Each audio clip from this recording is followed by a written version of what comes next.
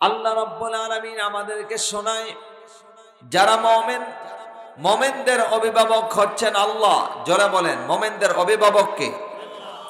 আল্লাহ বলে, আল্লাহু ওয়ালিয়ুল্লাযীনা আমানু। যারা মুমিন, যারা ঈমানদার, তাদের অভিভাবক হচ্ছেন আল্লাহ। আর আল্লাহ যাদের অভিভাবক, ইখরিজুহুম মিনাজ যুলুমাতি ইলান নূর। যদি আল্লাহকে অভিভাবক বানাইতে পারি, আল্লাহ রাব্বুল আলামিন অন্ধকার থেকে আমাদেরকে আলোর পথ দেখাই দিবে।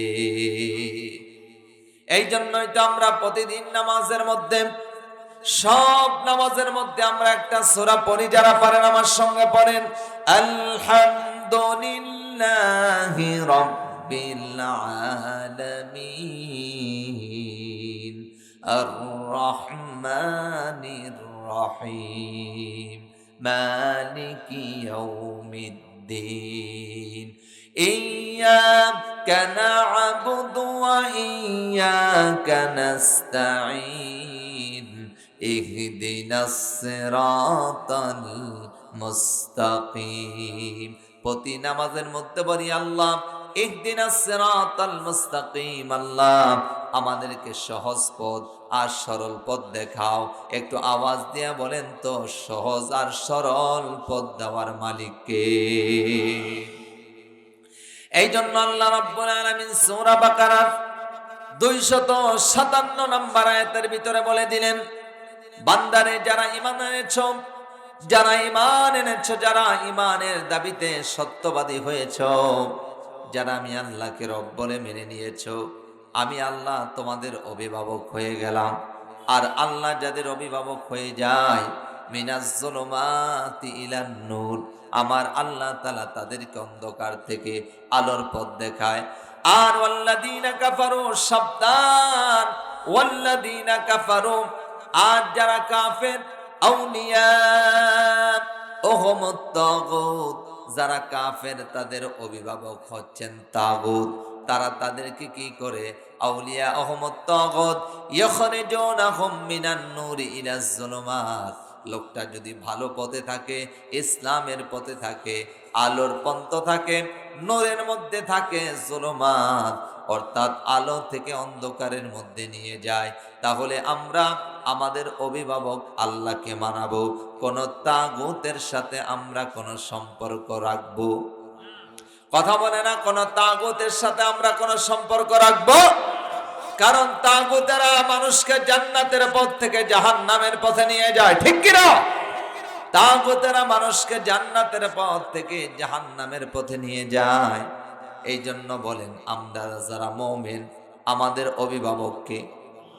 আস্তে নয়, জোরে বলুন, আমাদের অভিভাবক কে? এই জন্য আল্লাহ রাব্বুল আলামিন কোরআনুল কারীমের অন্যত্র বলে দিলেন, ও দুনিয়ার মানুষেরা শোনো, তোমরা যারা আমাকে অভিভাবক মেনে নিয়েছো, তোমরা শোনো, তোমাদের কিছু কাজ আছে, তোমাদের কিছু দায়িত্ব আছে। আমরা বললাম, আমাদের কি কাজ, কি দায়িত্ব?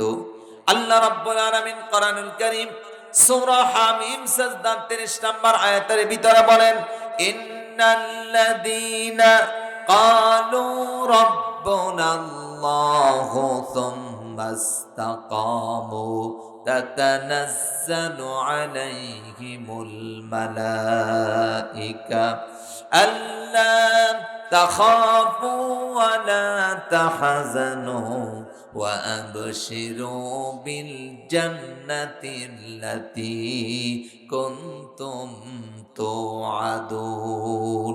চিৎকার মেরে বলেন না আল্লাহু আকবার। আল্লাহ রাব্বুল আলামিন বলেন, ইন্নাল্লাযীনা ক্বালু, নিশ্চয়ই যারা বলল, কি বলল? রাব্বুনাল্লাহ, আমাদের রব হলো আল্লাহ। ও পাকন্দি এলাকার মুসলমানেরা, যারা ঈমানের দাবিতে সত্যবাদী, আসতে নয়, জোরে বলেন তো আমাদের রব কে? আসতে হলো কেন? জোরে বলেন, আমাদের রব কে? আমাদের হায়াতের মালিক কে? ও বন্ধু, আমাদের মউতের মালিক কে? এবার জোরে বলেন, আমাদেরকে যিনি রিজিক দেয়, একটু আওয়াজ দিয়া বলেন তো, আমাদের রিজিকের মালিক কে? আল্লাহ বলে, বান্দারে শুধু জবান দ্বারা বললে হবে না, বান্দা শুধু জবান দ্বারা বললে হবে না, তাহলে কি করতে হবে? আল্লাহ বলে সুম্মাস্তাকামু, আমাকে রব বলার পরে এই রববিয়াতের ওপর তোমাকে দৃঢ়ভাবে দাঁড়িয়ে থাকতে হবে, শক্তভাবে দাঁড়িয়ে থাকতে হবে। আল্লাহ বলে বাধা আসবে, বিপদ আসবে, মুসিবত আসবে। আল্লাহ বলেন যারা দাঁড়ায় থাকতে পারবা তারা হলো মুমিন।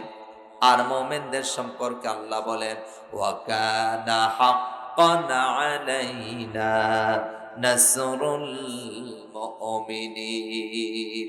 একটু আওয়াজ দিয়া বলেন তো, মুমিনদেরকে সাহায্য করেন কে? আমার বন্ধুগণ, তাহলে মুমিন কারা? ইমানের দাবিতে যারা সত্যবাদী, আল্লাহকে রব বলার পরে আল্লাহ ছাড়া কারো কাছে মাথা নত করবে, মুমিন হলো তারা। আল্লাহকে মনে প্রাণে মেনে নিয়েছে যারা, আর আল্লাহকে মনে প্রাণে মেনে নিয়েছেন যারা, শত জুলুম শত নির্যাতন হওয়ার পরেও আল্লাহ ছাড়া কাউকে রব বলে মানবে না। কারণ যারা মুমিন, মুমিনদের রব হলো একজন। জোরে বলেন তিনি কে? এই জন্যই তো আল্লাহ রাব্বুল আলামিন কোরআনুল কারীমের অন্যত্র বলে দিলেন কুল ইন্না সালাতি ওয়া নুসুকি ওয়া মাহইয়ায়া ওয়া মামাতি লিল্লাহি রাব্বিল আলামিন। আল্লাহ বলে বান্দারে বলো আমার জীবন আমার মরণ, আমার জীবন আমার মরণ, আমার সব হবে একজনের জন্য। একটু চিল্লায়া আওয়াজ দিয়ে বলেন তো তিনি কে?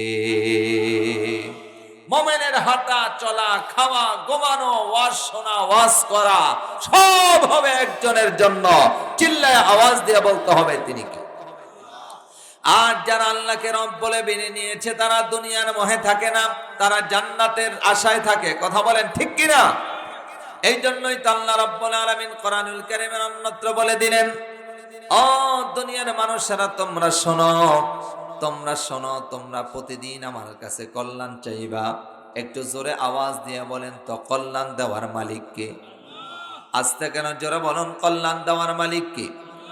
প্রতিদিন আমরা আল্লাহর কাছে কল্যাণ চাওয়ার জন্য আল্লাহ বলে দিলেন, যারা পারেন আমার সঙ্গে পড়েন রব্বানা, এই পড়েন না, রব্বানা আতিনা ফিদ দুনিয়া হাসানাতাও ওয়া ফিল আখিরাতি হাসানাতাও ওয়া কিনা আযাবান নার।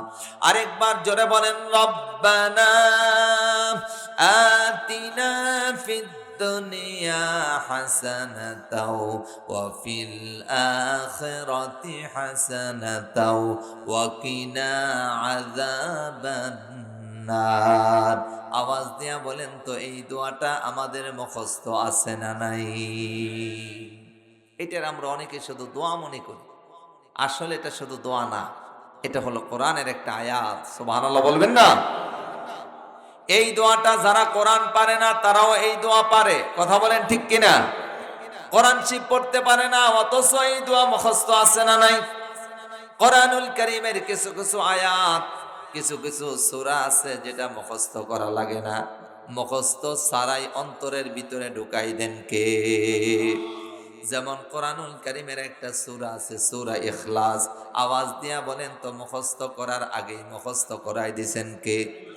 যারা পারেন আমার সঙ্গে পড়েন কুল হুয়াল্লাহু আহাদ আল্লাহুস সামাদ লাম ইয়ালিদ ওয়া লাম ইউলাদ ওয়া লাম ইয়াকুল লাহু কুফুয়ান আহাদ।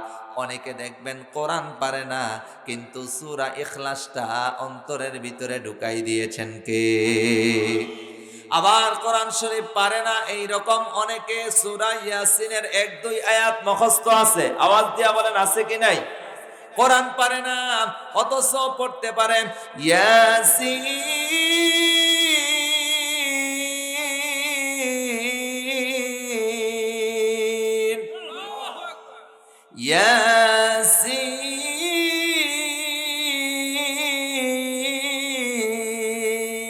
ইয়াসিন ওয়াল কোরআনিল হাকীম লামিনাল মুরসালিন আলা সিরাতিম মুস্তাকিম।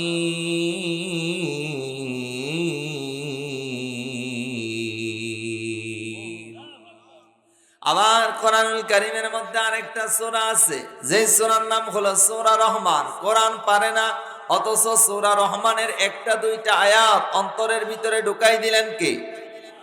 ও বন্ধু, কত সুন্দর করে কোরআন পারে না, অথচ কোরআনের দুইটা আয়াত পারে।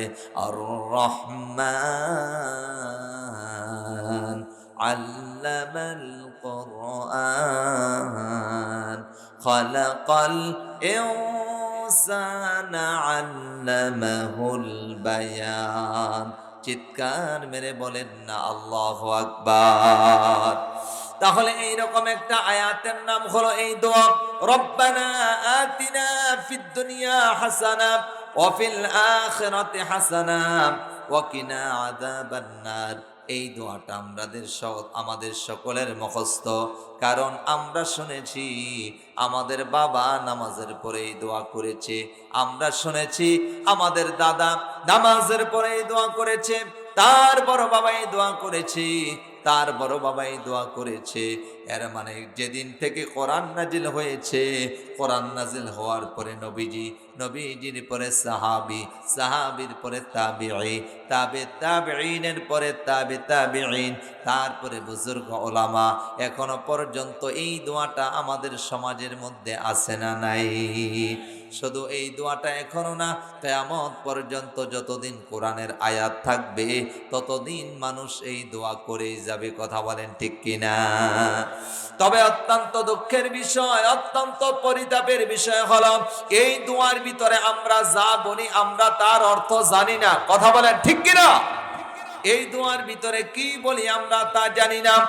ও কিশোরগঞ্জের এলাকার মুসলমানেরা, আজকে বলে যাই এই দোয়ার ভিতরে আমরা কি বলি খুব ভালো করে শোনেন। এই দোয়ার ভিতরে আমরা আল্লাহর কাছে দরখাস্ত করি তিনটা। একটু জোরে আওয়াজ দিয়ে বলেন কয়টা?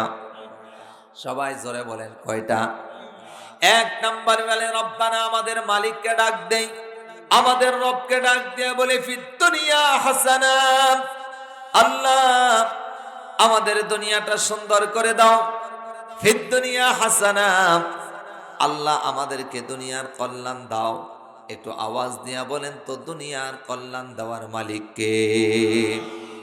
দুই নম্বরে বললাম অফিল আখিরাতি হাসানা, আল্লাহ আমাদেরকে আখিরাতের কল্যাণ দাও। আর তিন নম্বরে বললাম ওয়াকিনা আযাবান নার, আল্লাহ গো আমাদেরকে জাহান্নামের আযাব থেকে বাঁচাও।